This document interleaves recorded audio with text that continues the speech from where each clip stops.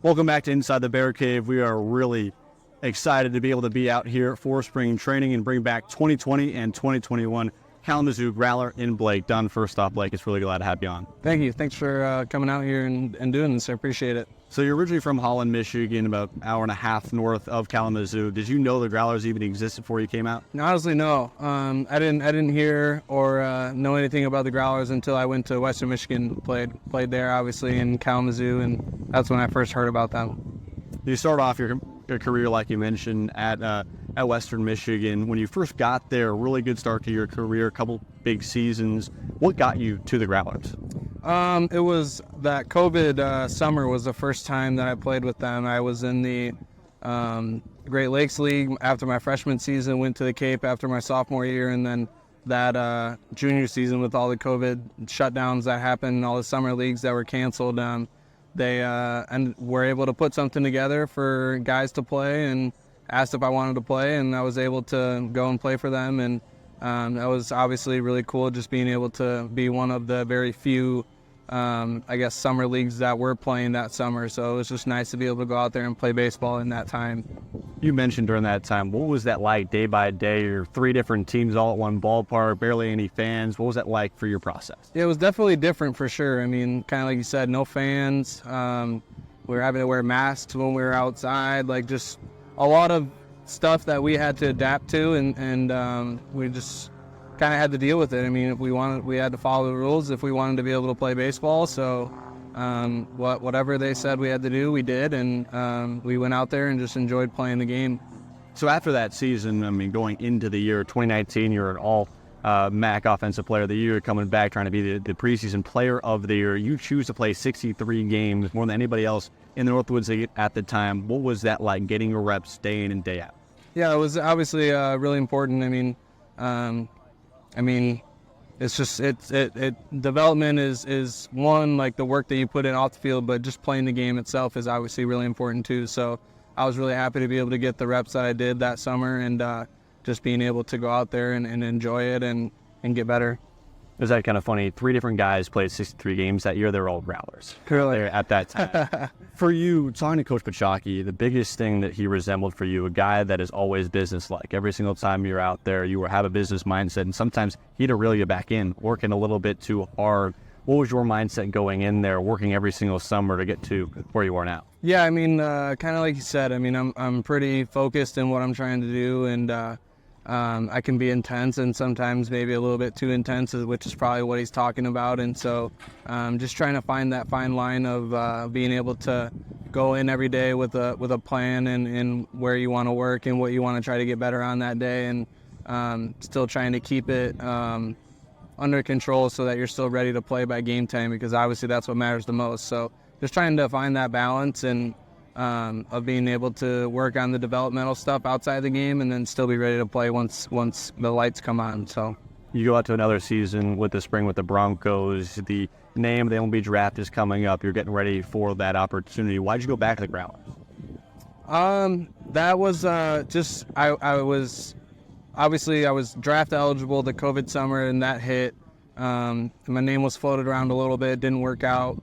And then I went back to play with them. That was the first year I played with them. And then the next summer, I wasn't planning on playing summer ball before the draft because I had a hamate injury in the very first game of my senior season. And so once that happened, I was out for a month and then came back and was just kind of hit or miss, still trying to get my footing back underneath me when I was trying to get back into playing with Western, and then went to some workouts, like free draft workouts, and then I still had about 2 or 3 weeks to go still before the draft actually started, and felt it was better for me to go out and play and just kind of continue to stay fresh, stay sharp with my baseball tools. And so they were willing to work with me and let me come back and play, and so I came back and played for a couple weeks before the draft happened, and then got the call from Cincinnati, and so was out only there for a couple weeks, but it was still fun. You mentioned July 13th. What was that like for you going throughout that process, those 3 days you get your name called?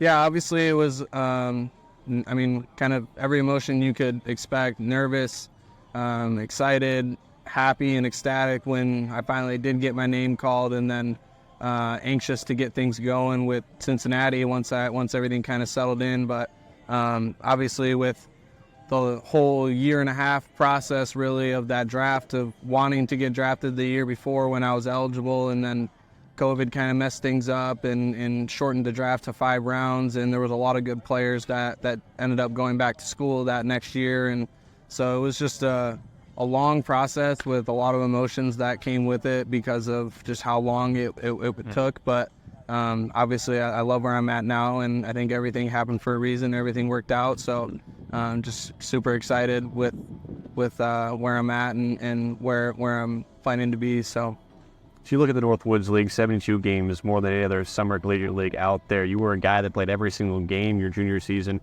at Western Michigan. You come back out, play another couple of games with KZoo. How do you feel that elongated summer sometimes, as well as in the spring, prepared you for what minor league ball is like? Yeah, I think they definitely do a good job of trying to simulate that pro ball schedule of playing every day.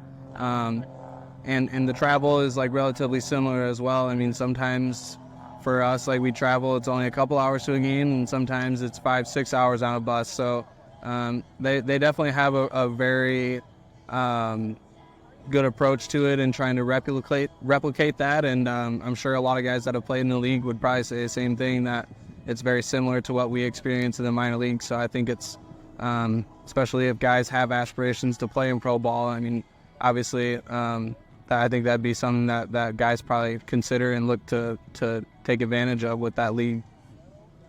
You've gotten to the minor leagues now, an incredible year this past season, the Reds Minor League Player of the Year. What was that award like for you?